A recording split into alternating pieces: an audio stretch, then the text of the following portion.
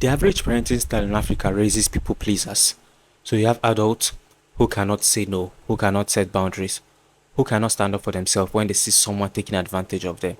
And to be fair, our parents did not intentionally do this. If you ask them, they'll say they're only trying to get the best for their child. They're trying to raise responsible and respectful children. Well, in the end, they end up raising people pleasers.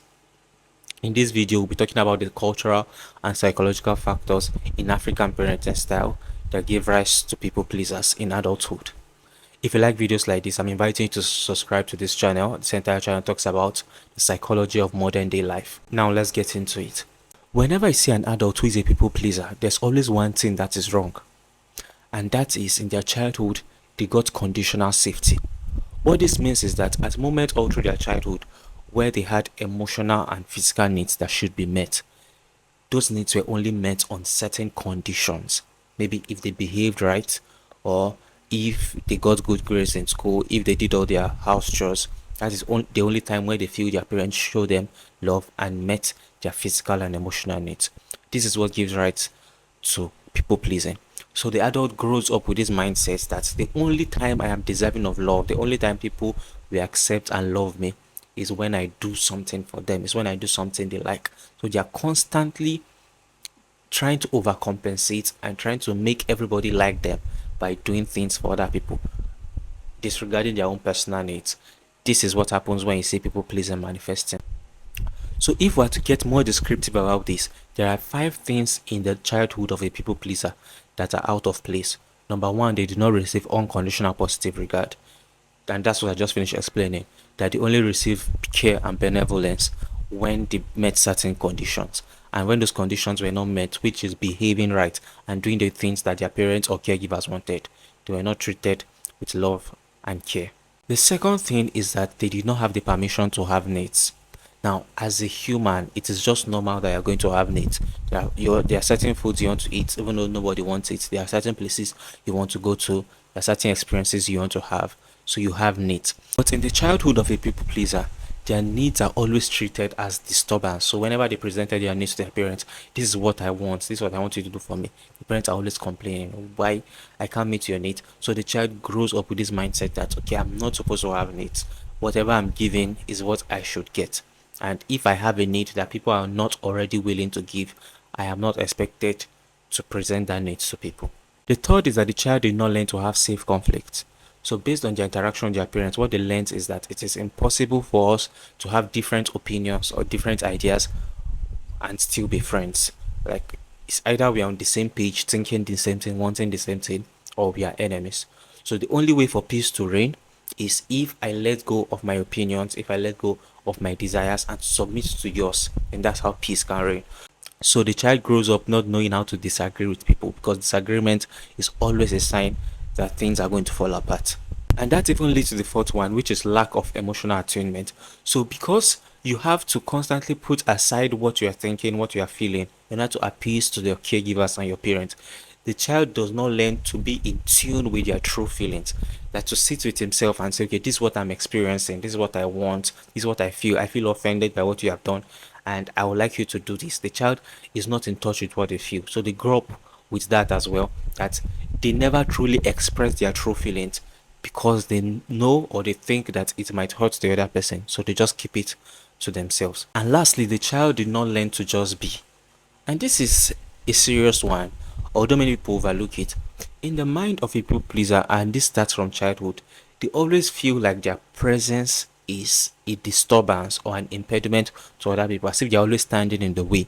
So it's either they are in that moment trying to meet the need of other people, or they should never be there in the first place. So they don't understand the concept of you just exist, I just exist, and I am not doing anything to impress you, you're not doing anything to impress me, we just exist, we just take up space. So their entire value is heavily tied to how much contribution they are making, and their worth is tied to how much they are being of service to the people around them. This might look like something noble, but it's very problematic, as we'll continue to see through the rest of the video. Now, before we even go into the specific parenting practices that give rise to children who are people pleasers, I would like to even point out the entire cultural landscape that we have in Africa that has set the stage for these faulty parenting practices to thrive. Our culture in Africa is not just a communal or a collectivist one, but we are experiencing something called vertical collectivism. And what this means is that apart from the fact that we are just a people who exist together as a community where we prioritize a group interest over individual interest, there is a clear hierarchical structure within our communities that the elders are more superior to the younger ones. And this is not just a matter of respect. The words of elders are final. So if someone wants to take a decision and someone older walks up to them and tell them, you are not to do this, based on the way the African community is designed traditionally, you have to accept that. And that sows a seed in the mind of a young child growing in that community to be open to the idea of human beings being superior to others. So within their mind, there is an allowance for the fact that you can let go of what you want for what another person wants, not because they are in any position of authority, but simply because they are a superior person to you. Now, this in itself has not led to people pleasing, but it has created an avenue for that concept to exist in the child. And normally, human beings are not superior to each other. We are all equal human beings. Now, this alone is big in itself, but it is coupled with another cultural factor that we see in Africa, and that is the concept that a child can be the face of their family. So we are trained to believe that every of my action impacts the image of my family. So I have to behave, I have to do everything trying to protect the image of my parents, trying to protect the image of my community. That is not bad in itself. It does not lead to people pleasing, but it gives you a mindset. I'm responsible for how people feel.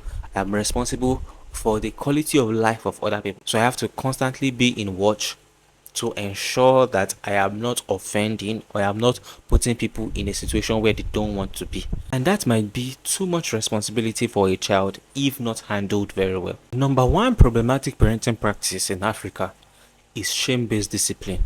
Now, the concept of discipline is that you're trying to shape a child. The child cannot direct himself. So whenever they do something that is not right, you tell them this is what you should do that is right. Whenever they do something that is right, you encourage them that you have done the right thing, keep on doing that.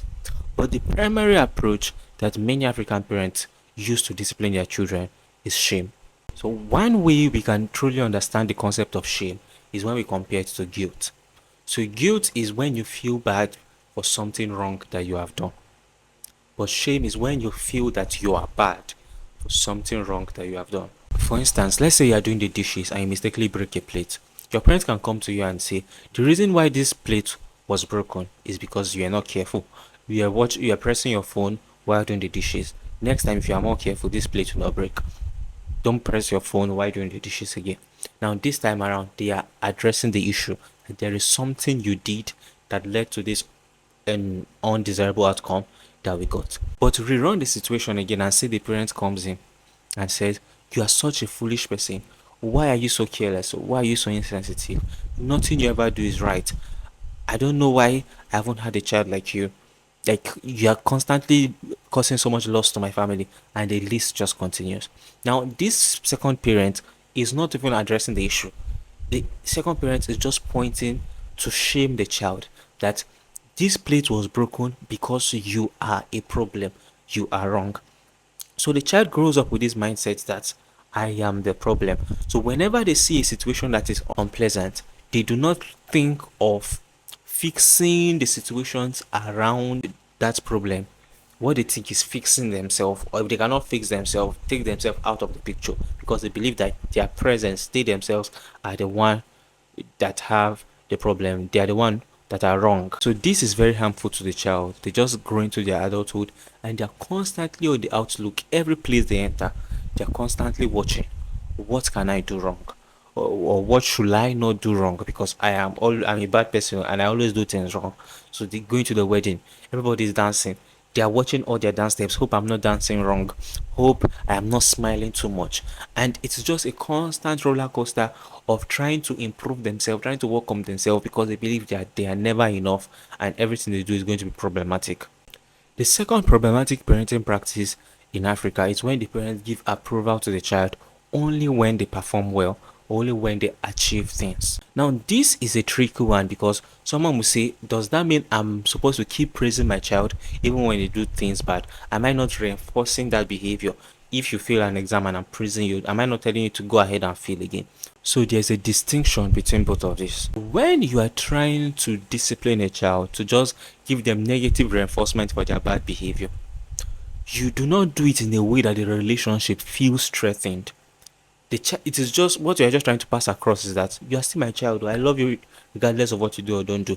But this thing you did is something bad, so I'm punishing you for this thing you did. But apart from this thing that you did, everything else I love about you. But the way that you unintentionally tell the child that you have to perform or I will not love you is if their little mistake is made to look so big that even other areas of their lives where they are doing things right, you do not pay attention to it because of that one thing that they did that's not right. So the summary of the interaction that you have with them is that our relationship is going to be threatened if you don't behave right. It's not that I'm going to punish you for a specific thing that you did if you don't behave right, but you risk the chance of losing me if you do not behave right. So one way for you not to do that with your children now is to highlight specific consequences that will come with specific actions. Maybe if you do not pass your exams, I'm not going to take you to the cinema during the holidays. That is a specific action linked to a specific consequence. But everything else, you don't deny the child. You don't deny the child food at home. You don't deny them the right to play with their children. You don't deny them the right to interact with other of their siblings. So they know that what they are missing is because of something specific that they did. That's just teaching them reinforcement, negative and positive reinforcement. But if all through the entire holiday, because they failed their exam, you stop them from playing with their friends, stop them from going to the cinema, stop them from eating as much as they should, locking them indoors all the time, in that particular situation, you're just telling them that their entire worth is tied to their performance in one specific areas, and that way you're passing the wrong message that you did not intend to pass. So their entire safety all through into adulthood is always tied to their performance. They are trying to always make sure every T is crossed and every I is dotted, not because they have a high taste for excellence, but because they are constantly afraid. They don't want to lose the people in their lives, and they believe that the only way to keep the people is to keep achieving and to keep doing everything rightly. And that is not possible, that is not feasible. So you have an adult who is frustrated and stuck in the trap of people pleasing. The third parental flaw that we see in Africa is when you teach your child that conflict equals disrespect. And the idea of conflict is not even fight or insult, it's just disagreement. I have this view, I have this agenda. You have this view, you have this agenda. We are in disagreement. But if we discuss and if we compare our views and agenda together, we can reach a common ground. That is the concept of conflict. But if you don't give your children the right, the permission to have different ideas with you, and whenever they bring a contrary view to what you are seeing, you always punish them, you always give them backlash, you insult them as if they have done something bad, what you are instilling in them is that they do not have the right to have different and opposing view to that of others. So when they grow up into adulthood, they also cannot express themselves because they did not learn to do it. What you're expecting as a parent is that, okay, maybe when I shut them up, they should know that they should only shut up with me. But when they go outside, they should not shut up, they should speak themselves. But that does not work because the mind of the child is not as complex as the mind of an adult. So they grow up believing that speaking your mind is always wrong. So they are with their peers, they cannot say their mind. Someone is ordering pizza, they want plantain, but they keep quiet and eat the pizza because they do not understand that you can have a different view from another person and still be right. It does not mean you hate them. It does not mean you guys are enemies. It just means that you have different opinions at that particular time.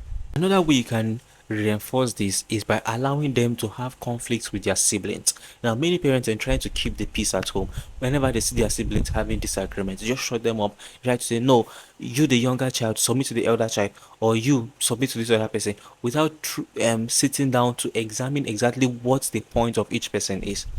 Healthy conflict is a normal part of human growth and development, and children who do not get to experience healthy conflict will become people pleasers in the future. The next parenting flaw that we see manifest in Africa is when parents label their children as selfish every time they try to express their need. Maybe you cooked rice at home and the child says, Mommy, I don't want to eat rice, I want beans. You have two options. Okay, you can either tell them, no, this is what we have to eat because of this and this reason. We do not have beans at home, it's only rice we have at home, so everybody has to eat rice. Or or I want you to just bear with me, I'm very tired, I cannot do all the stress. If you don't do any of that explanation and your only response is that, why do you say you want to eat rice? Is something wrong with you? Just shut up. But this is what we have to eat. If you don't want to eat, shut up. If you don't want to eat, get out of my sight. Child learns from that experience that I am not supposed to express what I want. And what anytime I express what I want is going to be inconvenience. It's going to be a selfish thing to do because other people have to stress themselves to go out of their way to do things for me. And that is not the mindset you like to instill in your child. What you want to instill in your child is that you can express your need, and it is fine if you express your need. Although sometimes you might not have all your needs met, but there's nothing wrong with expressing your need. But you're going to teach them that something wrong with expressing their need if most of the time when they come to you, you just lash them and insult them for telling you what they want. If you cannot give them what they want, talk to them, make them understand. Probably tell them a future time that, okay, I cannot do it now, but next time I'm going to do it. And that will just give them understanding that, okay, this is a peculiar situation why I'm not getting my needs now, but I am open to having my needs met. But if you perpetually disregard their needs and insult them for having needs, you are going to raise people pleasers. The last parenting flaw I would like to talk about is when you ask children to silence their emotions. When they are crying, don't cry. When they're telling you to tell them, Mommy, I'm feeling afraid. Why are you afraid? Are you not a man? Man up, without providing answers to the questions in their heart. So what they will come to do is that they will not be attuned to their emotions. And remember what we started with, that emotional attunement is one thing that is lacking in people pleasers.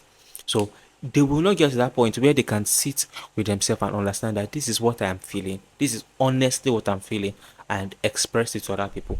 But they will only express their feelings if it is pleasant feelings that people would like to hear.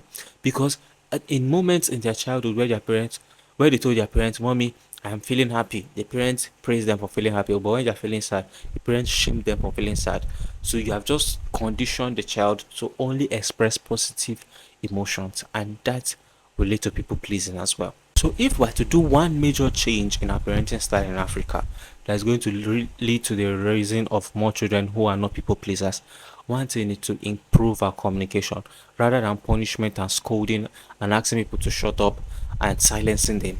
We can instead encourage them to talk, and we ourselves will talk as well. Instead of saying, get out because you are tired, take the time, take the extra effort to tell them, okay, I cannot talk because I am tired at this moment. And with that communication, the child learns to understand that, okay, I am a valuable person.